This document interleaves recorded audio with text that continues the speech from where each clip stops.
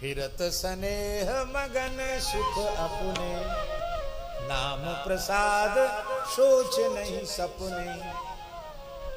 स्वप्न में भी शोक नहीं। गोस्वामी जी कह रहे हैं कवितावली में कि आप राम राम तो करने लग जाओ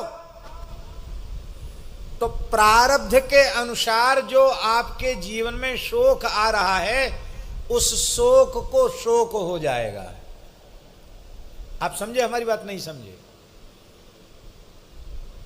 आप ये काला धागा पीला धागा और ये कर लेना, वो टटको टूना कर लेना, उल्टी बेलपत्ती चढ़ा देना, सीधी चढ़ा देना, काला तिल चढ़ा देना और यूं कर देना त्यों कर देना। अब कुछ महान भाव तो कहते वहां जाके समोसा खा लेना, वहां जाके कचौड़ी खा लेना। इन सब के जंजाल में आपको पड़ना नहीं पड़ेगा। आप राम राम करने लगो तो सोच को भी सोच हो जाएगा कि अरे इसके कर्म तो ऐसे थे लेकिन हमारी तो दाल ही नहीं गल रही है, हम क्या करें। शोक को शोक हो जाएगा और संकट पे संकट पड़ जाएगा। यदि तुम राम राम करने लगे तो शोक को शोक हो जाएगा और संकट के ऊपर संकट आ जाएगा।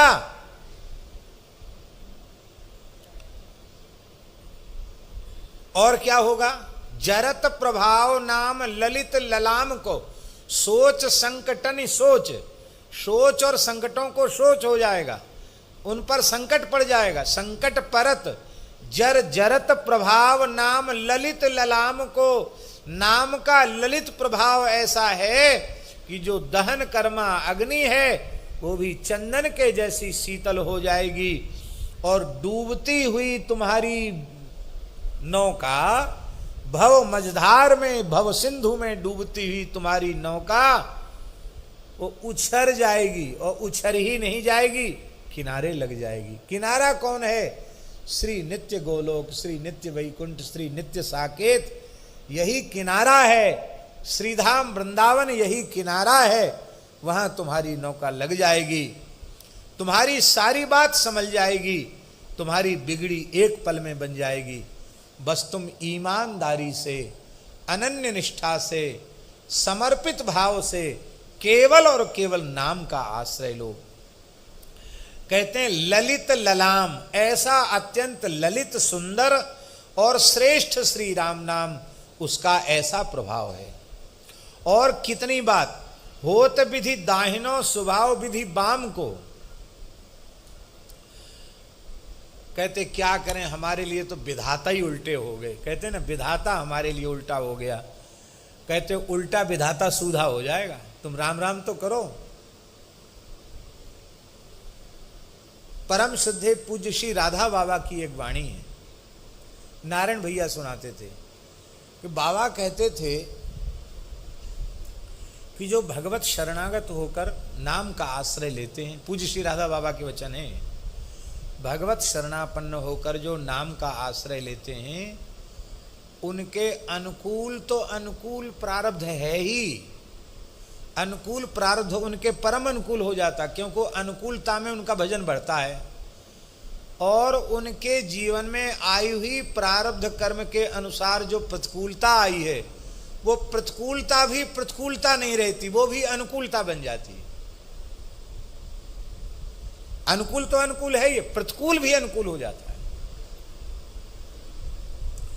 और जो भगवान से विमुख है, नामाश्रयी नहीं है, उसके लिए प्रतिकूल तो प्रतिकूल है ही, उसके जीवन में उसके पूर्वकृत पुण्यों के परिणाम स्वरूप जो अनुकूलता आई है वही अनुकूलता उसके जीवन के विनाश का कारण बन जाती है। वो अनुकूलता भी उसके लिए प्रतिकूलता साबित हो जाती। जैसे हम उदाहरण दें, खूब रुपया पैसा और घोड़ा गाड़ी मकान दुकान सब खूब हो गया, ओ लाखों करोड़ों का कोई हिसाब किताब नहीं रह गया, ओ जहाँ जहाँ दुनिया में तहाँ व्यापारिक प्रतिष्ठान हो गए, इतनी जगह हैं कि सेठ जी देख भी नहीं पाते, वहाँ जीवन में जा भी नहीं पाते, इतना हो गया। पर कथा कीर्तन सत्संग से नहीं जुड़ा, भगवान से नहीं जुड़ा, तो उस संपत्ति को, उस अनुकूलता को प्राप्त करके 9-10 बजे तक सोएगा, जो नहीं करना चाहिए वो सब करेगा, जो नहीं खाना चाहिए वो खाएगा, जो नहीं पीना चाहिएगा वो पिएगा, जो नहीं देखना चाहिए वो देखेगा, जो नहीं बोलना चाहिए वो बोलेगा। तो अब इस सब के करने से क्या होगा? उसकी यह भाग्य की अनुकूलता ही उसको नरकों में ले जाएगी।